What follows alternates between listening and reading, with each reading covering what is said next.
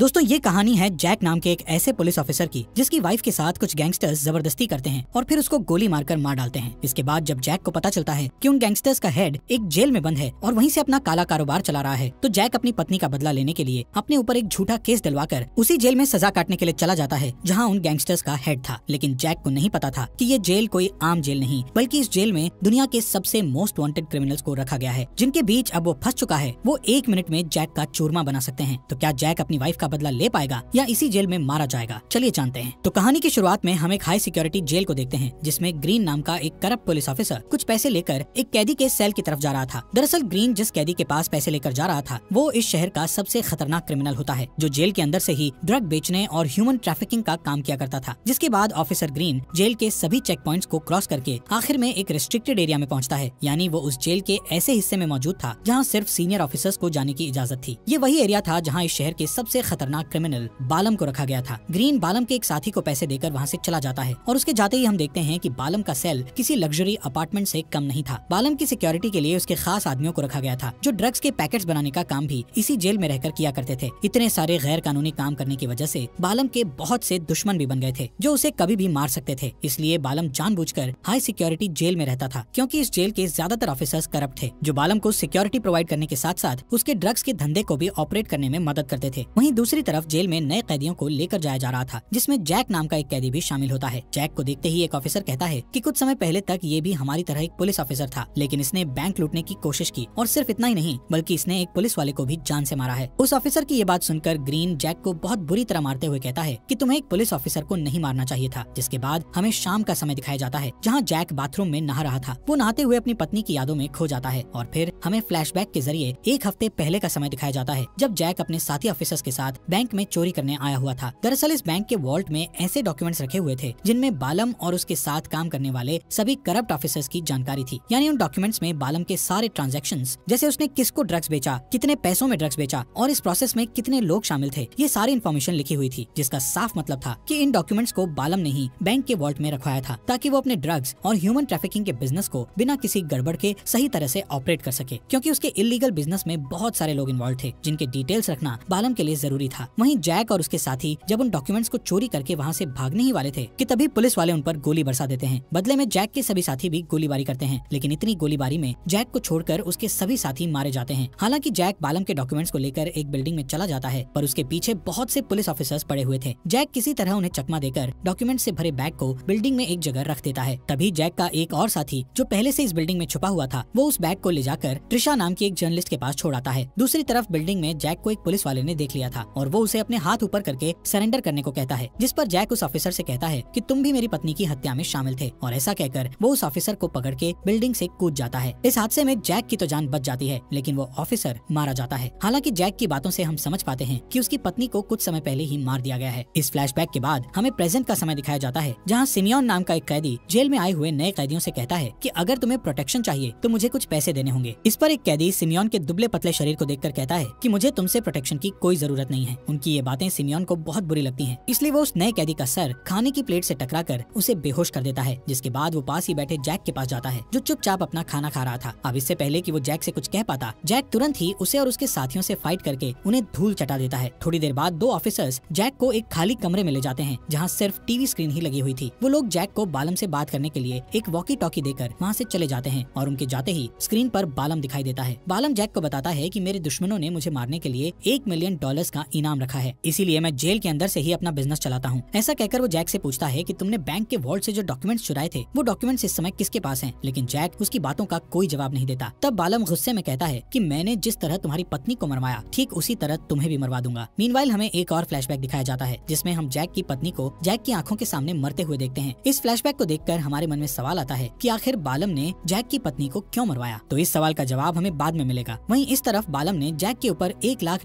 का इनाम रख दिया था, यानी जैक को जान से मारने वाले शख्स को बालम की तरफ से $1 लाख का इनाम दिया जाएगा। फिर नेक्स्ट सीन में हम ट्रिशा को देखते हैं जो अपने कंप्यूटर पर बैंक में की गई चोरी वाली न्यूज पढ़ रही थी। यानी ये उस दिन की न्यूज थी जब जैक ने एक पुलिस वाले को जान से मारा था, और इस न्यूज में जैक की तस्वीर देखकर ट्रिशा जैक से जेल में जाकर मिलने के बारे में सोचती है। इधर जेल के कंट्रोल रूम में बैठे ऑपरेटर्स जैक के सेल में लगे सीसीटीवी कैमरे को दीवार की तरफ घुमा देते हैं, जिसके बाद 3 कैदी पैसों के लालच में जैक को जान से मारने के लिए वहाँ आते हैं। लेकिन जिस तरह जैक ने सिमियोन और उसके साथियों को धूल चटाया था, ठीक उसी तरह वो इन 3 कैदियों को भी धूल चटा देता है, यानी वो इन तीनों को मार पीट कर बेहोश कर देता है। दूसरी तरफ ट्रिशा अटॉर्नी जॉनसन के ऑफिस जाती है, जिन्होंने जैक को जेल की सजा सुनाई थी। दरअसल ट्रिशा को जॉनसन से जैक के केस और बालम के खिलाफ मिले सबूतों के बारे में कुछ जरूरी बातें करनी थी, लेकिन बिना अपॉइंटमेंट के ट्रिशा को जॉनसन से नहीं मिलने दिया जाता। तभी जॉनसन का सेक्रेटरी मार्क ट्रिशा को ऑफिस से बाहर ले जाकर बताता है कि जैक का केस अब बंद हो चुका है, पर ट्रिशा उससे कहती है कि मैं सिर्फ जैक के बारे में बात करने नहीं आई, बल्कि मुझे कुछ और बातें भी करनी है। ये सुनकर मार्क कहता है कि तुम्हें जो भी कहना है मुझसे कहो, मैं तुम्हारी बातों को जॉनसन तक पहुंचा दूंगा। लेकिन ट्रिशा इतने इंपॉर्टेंट डॉक्यूमेंट्स के बारे में हर किसी को नहीं बता सकती थी, इसलिए वो बिना कुछ कहे बाहर चली जाती है। जहाँ थोड़ी देर बाद जॉनसन अपना काम खत्म करके बाहर आते हैं, तब ट्रिशा उनसे मिलकर बालम के खिलाफ मिले सबूतों और जेल के करप्ट ऑफिसर्स की डिटेल शेयर करती है, जिस पर जॉनसन उसे भरोसा दिलाते हैं कि वो जल्द ही उन करप्ट ऑफिसर्स और बालम पर कड़ी कार्यवाही करेंगे, लेकिन इसके लिए उन्हें उन डॉक्यूमेंट्स की जरूरत होगी जिनके बारे में ट्रिशा उन्हें बता रही थी। इस पर ट्रिशा जवाब देती है कि वो जल्द ही सारे डॉक्यूमेंट शेयर कर देगी। तब जॉनसन ट्रिशा को अपना पर्सनल नंबर देकर वहाँ से चले जाते हैं। अगले दिन ट्रिशा जैक से मिलने के लिए जेल में जाती है, जहाँ जैक रिवील करता है कि तुम्हारे पास जो डॉक्यूमेंट्स हैं उन्हें मैंने ही तुम तक पहुँचाया है। वो उसे अलर्ट रहने के साथ साथ किसी पर भरोसा न करने की सलाह देता है। आगे जैक जब अपने सेल में अकेला बैठा हुआ था तो उसके पास विलियम नाम का एक कैदी आता है, जो इस जेल में साफ सफाई का काम किया करता था। विलियम उसे बताता है कि सिमियन बालम का कजिन है, यानी वो बालम का चचेरा भाई है, इसलिए जैक को उनसे सावधान रहने की जरूरत है। ये सुनकर जैक उससे पूछता है कि क्या तुम्हें बालम के सेल की लोकेशन पता है, जिस पर विलियम बताता है कि बालम का सेल इतना सीक्रेट है कि उसके बारे में सिर्फ कुछ गिने चुने ऑफिसर्स को ही पता है। अब नेक्स्ट सीन में हमें जेल का दूसरा हिस्सा दिखाया जाता है, जहाँ सिर्फ फीमेल प्रिजनर्स को रखा जाता था। यहाँ देखते ही देखते 2 फीमेल प्रिजनर्स में लड़ाई शुरू हो जाती है, और ये लड़ाई इतनी ज्यादा बढ़ जाती है कि बाद में जेल के गार्ड्स को आकर उन्हें छुड़वाना पड़ता है, जिसके बाद कुछ गार्ड्स एलेना नाम की प्रिजनर्स का चेहरा ढककर उसे बालम के पास ले जाते हैं। वहाँ पहले से कुछ और कैदी भी मौजूद थे, जिनमें बालम का भाई सिमियन और उसके 3 साथियों को एलेना के साथ जमीन पर बिठाया गया था। दरअसल सिमियन और उसके साथी जैक के हाथों बुरी तरह पिट गए थे, जिससे बालम को ऐसा लग रहा था कि उसका खौफ खत्म हो जाएगा, इसलिए वो सिमियन और उसके साथियों को जैक की हत्या करने का ऑर्डर देता है। जबकि एलेना को यहाँ इसलिए लाया गया था क्योंकि बालम इस जेल में कुछ कैदियों को प्रोटेक्शन प्रोवाइड किया करता था, जिनमें कैट भी शामिल थी, लेकिन एलेना ने कैट से फाइट करके उसे बुरी तरह मारा था। बालम एलेना को वार्निंग देता है कि अगर उसने कैट को दोबारा नुकसान पहुंचाया तो उसका अंजाम बहुत बुरा होगा। इसी के साथ वो दोबारा से अनाउंस करता है कि जैक को जान से मारने वाले को $1,00,000 का इनाम दिया जाएगा। अगले सीन में हम जैक को जेल के इंडोर प्लेग्राउंड में देखते हैं, जहाँ विलियम उसे बताता है कि बालम ने तुम्हारे ऊपर $1,00,000 का इनाम रखा है। अब वो लोग बातें कर ही रहे थे कि तभी कुछ गार्ड्स जैक को छोड़कर सभी कैदियों को बाहर निकाल देते हैं, लेकिन विलियम सफाई करने के बहाने वहीं रुक जाता है। इसके तुरंत बाद 4-5 कैदी जैक को मारने के लिए इंडोर प्लेग्राउंड में आते हैं, लेकिन जैक भी कोई कच्चा खिलाड़ी नहीं था, इसलिए वो अकेले ही उन सभी पर टूट पड़ता है। यहाँ एक मोमेंट ऐसा आता है जब जैक कमजोर पड़ने लगा था, लेकिन विलियम उसकी मदद करता है, जो देखकर हम समझ पाते हैं कि विलियम कोई साफ सफाई करने वाला